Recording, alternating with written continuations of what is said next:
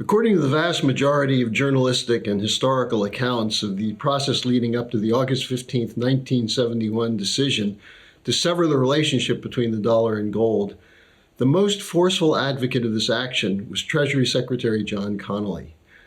Wikipedia, for example, says that Connally, quote, presided over the removal of the U.S. dollar from the gold standard, unquote, and reports that President Richard Nixon, quote, relied heavily on the advice of Connally, unquote, in reaching that decision.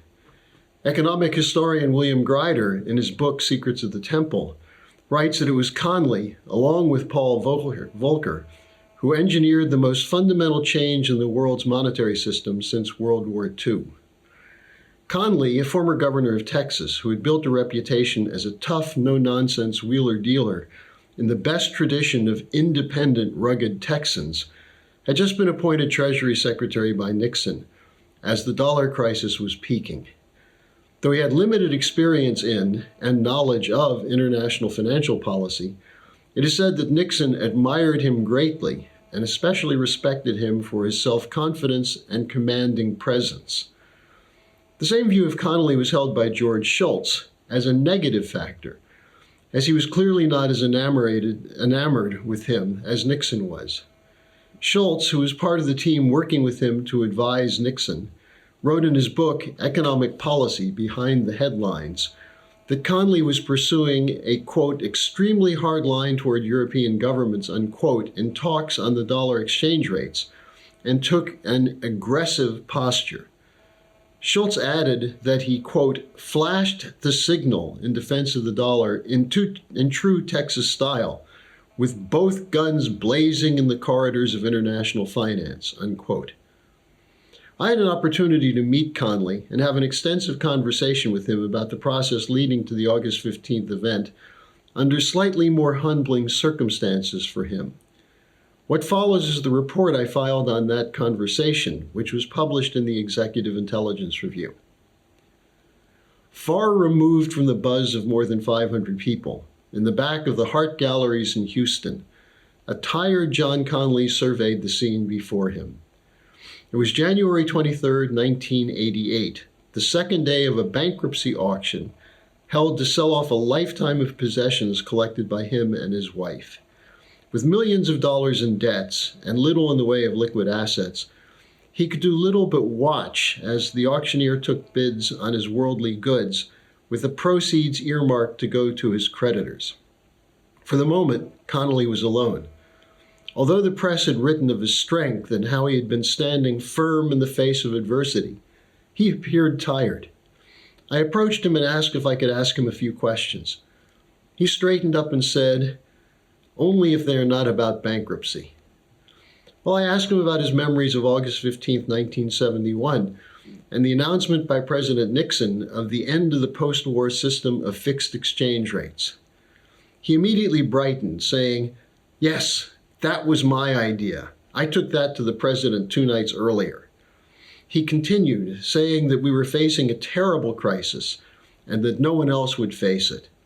He said it was his most difficult decision as Treasury Secretary, but events of the subsequent 16 years had proven it was the right decision.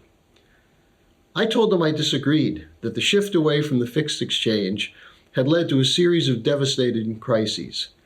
I mentioned the August-September 1982 debt crisis for Mexico, with the vulnerability of the U.S. banking system to a default or moratorium, and the October 1987 stock collapse as the result of the shift of the economy from production to speculation, a shift made inevitable by the action of August 15, 1971.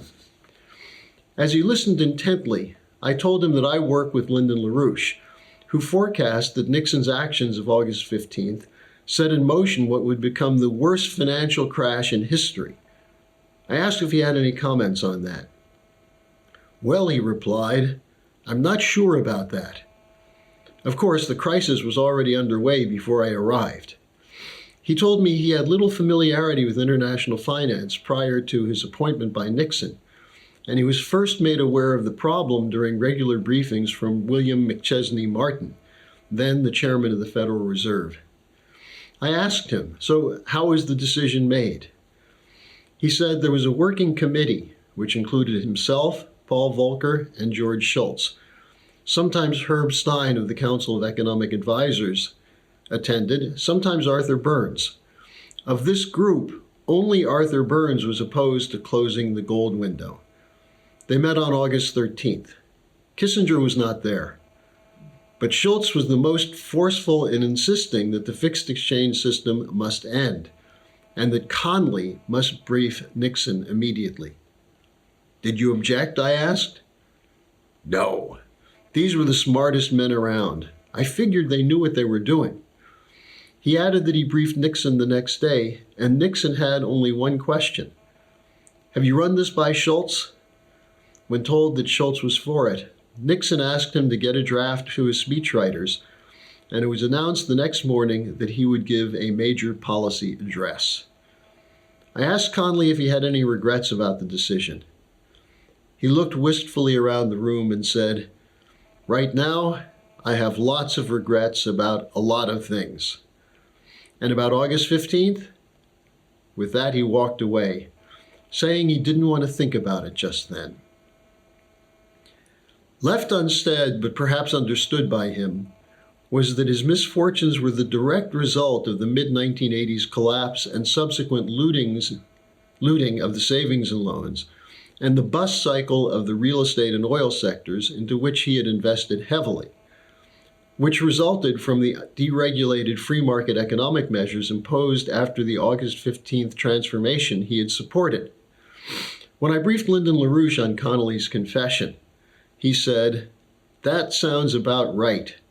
Connally was being used by Schultz and the neoliberal free traders to make it seem credible to Republicans and conservatives that Nixon's decision was to defend the dollar from foreign speculators.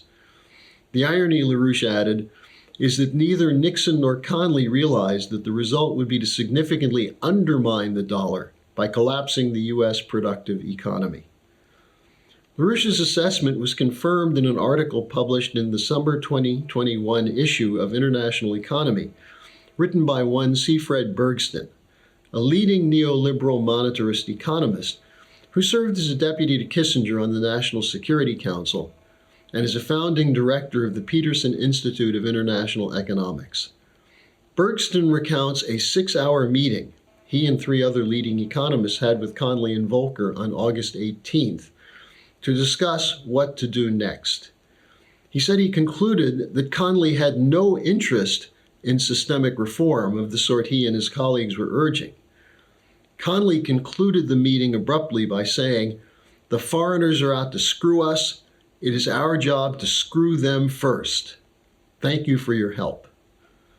Bergston writes that he was convinced by this meeting to forcefully speak out against the August 15th policy and decided, quote, to mount an attack against Nixon and Connally, unquote. But looking back on it now, he concludes that the, quote, ultimate results, unquote, of the August 15th decision, quote, turned out to be highly constructive, unquote, as they played an important role in gaining acceptance for the adoption of the Tokyo Round of GATT, which he writes served to restore the forward momentum of liberalization.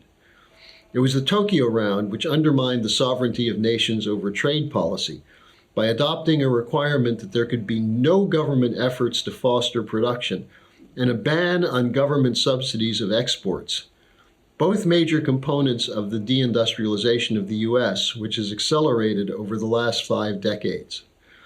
Thus, the August 15th policy decision was a key component to implement what Volcker later publicly advocated in 1978 in a speech at Warwick University in Great Britain as the, quote, controlled disintegration of the world economy, unquote, as a legitimate objective for the 1980s.